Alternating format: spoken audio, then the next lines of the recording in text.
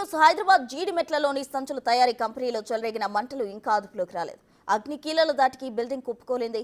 పక్కనే ఉన్న బిల్డింగ్ కు సైతం మంటలు వ్యాపిస్తున్నాయి. మంటలు అదుపులోకి తీసుకొచ్చేందుకు సుమారు 20 గంటలకు పైగా ఫైర్ సిబ్బంది తీవ్రంగా ప్రయత్నిస్తున్నారు.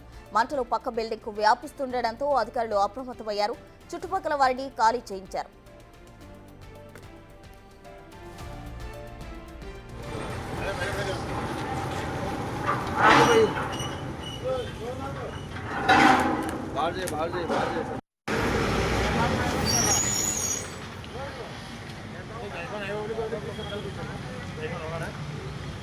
మరిన్ని వివరాలు మా ప్రతినిధి సుజాత అందిస్తారు.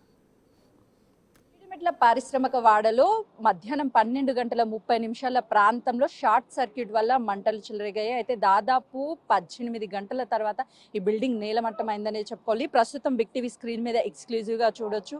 ఏదైతే భవనంలో మంటలు చెలరేగడంతో ఇదంతా కూడా ప్లాస్టిక్ సంచుల తయారీకి సంబంధించినటువంటి కంపెనీ. ఇందులో దాదాపు 2500 మందికి పైగానే పనిచేస్తారు. 12:30 గంటల ప్రాంతంలో మంటలు చెలరేగడంతో ఒక్కసారిగా అందరూ బయటికి పరుగులు తీశారు. ప్రాణ నష్టం ఏం జరగలేదు. ప్రస్తుతం అయితే మాత్రం ఆస్తి నష్టం జరిగింది.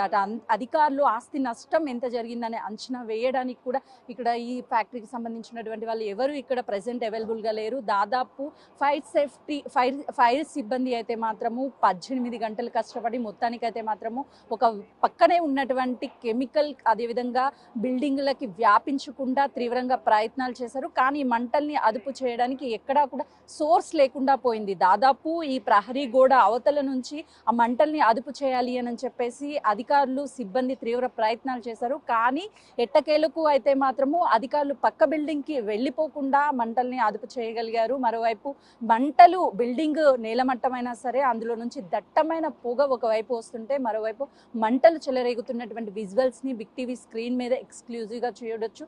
దాదాపు ఈ 18 గంటల పాటు ఈ మంటలు ఇలానే చెలరేగుతున్నాయి. ఒకవైపు అదుపులోకి వచ్చినట్లే వస్తున్నాయి. మళ్ళీ అంతకు రెట్టింపు వేగంతో మంటలు చెలరేగడంతో స్థానికంగా ఉన్నటువంటి వాళ్ళంతా కూడా భయాందోళనకు గురి అవుతున్నారు. పక్కనే ఉన్నటువంటి ఫ్యాక్టరీల్లో పవర్ కట్ చేశారు.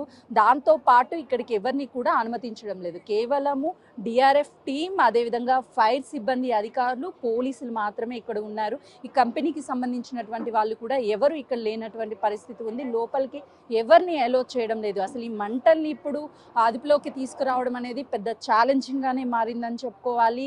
మంటలు ఆర్పడం అనేది చాలా పెద్ద టాస్క్ అనే చెప్పొచ్చు. అసలుకి నెక్స్ట్ ఏం చేయబోతున్నారు? ఈ మంటలు ఒకవేళ అదుపులోకి వచ్చే అవకాశం ఏమైనా కనిపిస్తుంది మేడం? ఇది ఇప్పుడు బిల్డింగ్ కొలాప్స్ అయింది కదా, ఇప్పుడు మేము కూలింగ్ మెథడ్ యూజ్ చేస్తాం. కూలింగ్ మెథడ్తోనే ఇది మొత్తం మంటలు ఆర్పిస్తాం. అయితే చూస్తున్నాం కదా, ఈ బిల్డింగ్ కొలాప్స్ అవడం వల్ల ఈ ఈజీ వేలో కొంతవరకు మంటల్ని అదుపులోకి తీసుకురావడం సాధ్యమవుతుంది అని చెప్తున్నారు. బట్ ఎన్ని గంటలు పడుతుంది ఏంటి అనేది ఇంకా కూడా అంచనా వేయలేమని చెప్తున్నారు. మరోవైపు ఉదయం నుంచి ఎన్ని వాటర్ ట్యాంక్స్ వాడారో కూడా, అంటే కనీసము ఆ వాటర్ని తీసుకొస్తూనే ఉన్నారు, స్ప్రే చేస్తూనే ఉన్నారు, ఆ మంటల్ని ఆర్పే ప్రయత్నాలు చేస్తున్నారు.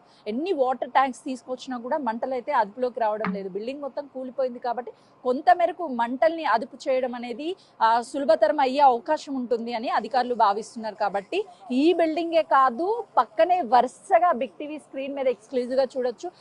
ఈ సింగిల్ బిల్డింగ్ లా కనిపిస్తున్నటువంటి ఇది దాదాపు 8 బిల్డింగ్స్ ఉన్నాయి. వరుసగా 4 ఫ్లోర్లు ఉన్నాయి. 4 ఫ్లోర్లో ఎన్ని సిలిండర్స్ ఉన్నాయి ఏంటి అనేది కూడా అంచనా వేయడం చాలా కష్టతరం అనే చెప్పుకోవచ్చు.